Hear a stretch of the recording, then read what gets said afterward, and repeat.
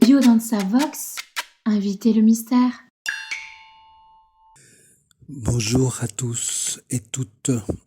C'est une particulière vivencia de lire ce texte du Yiking en cette nuit du 21 décembre 2020. Il s'agit du tirage du Yiking du 16 juillet 2017 qui a eu lieu à l'occasion de la clôture du symposium de l'école de biodanza de Bourgogne à Dijon.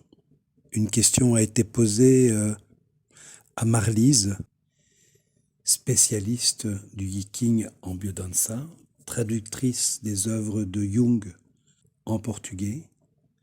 C'est qu'est-ce que le Yiking a à nous dire, nous offrir ici et maintenant. La réponse est venue dans le tirage effectué par Marlise du numéro 12, de l'hexagramme numéro 12, Pi, la stagnation, l'immobilité. En haut, Kien, le créateur, le ciel. En bas, Quen, le réceptif, la terre. Le livre des transformations de Richard Willem nous sert de base. Il a été traduit en français par Étienne Perrault. Cet hexagramme est l'opposé exact du précédent. Le ciel en haut se retire toujours davantage. Et la terre en bas s'enfonce toujours davantage dans la profondeur. Les forces créatrices ne sont pas en relation mutuelle. C'est le temps de la stagnation et de la décadence.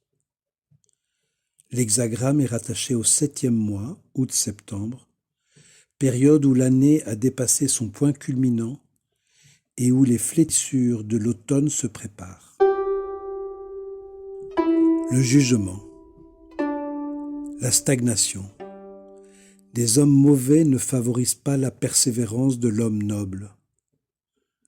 Le grand s'en va, le petit vient. Le ciel et la terre n'ont plus commerce l'un avec l'autre, et toute chose se fige. Le haut et le bas n'entretiennent plus de relations mutuelles. La confusion et le désordre règnent sur la terre. Au-dedans est l'obscurité, et au-dehors la lumière. Au-dedans est la faiblesse, et au-dehors la dureté. Au-dedans est le vulgaire, et au-dehors les êtres nobles. La nature du vulgaire croît, et celle des êtres nobles est en décroissance.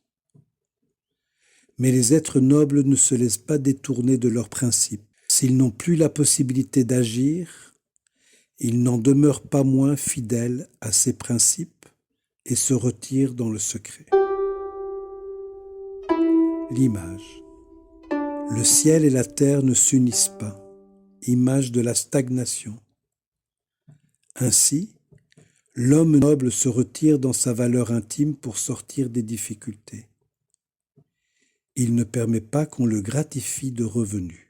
Lorsque la défiance mutuelle règne dans la vie publique par suite de l'influence exercée par les hommes vulgaires, une activité fructueuse est possible parce que les bases sont erronées.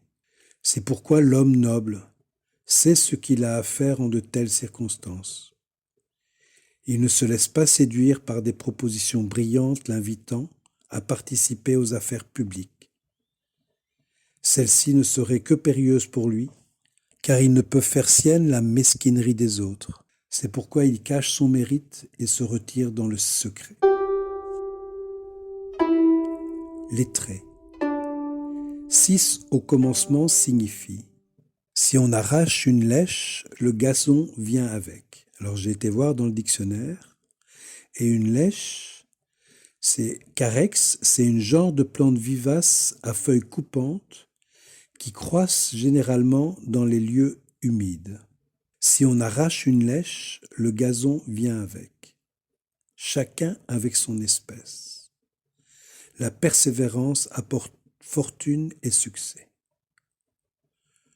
Le texte est presque identique à celui du premier trait de l'hexagramme précédent, mais avec un sens opposé.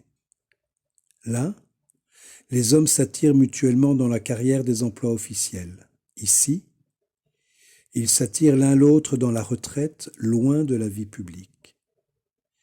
C'est pourquoi on ne dit pas ici des entreprises apportent la fortune, mais la persévérance apporte fortune et succès.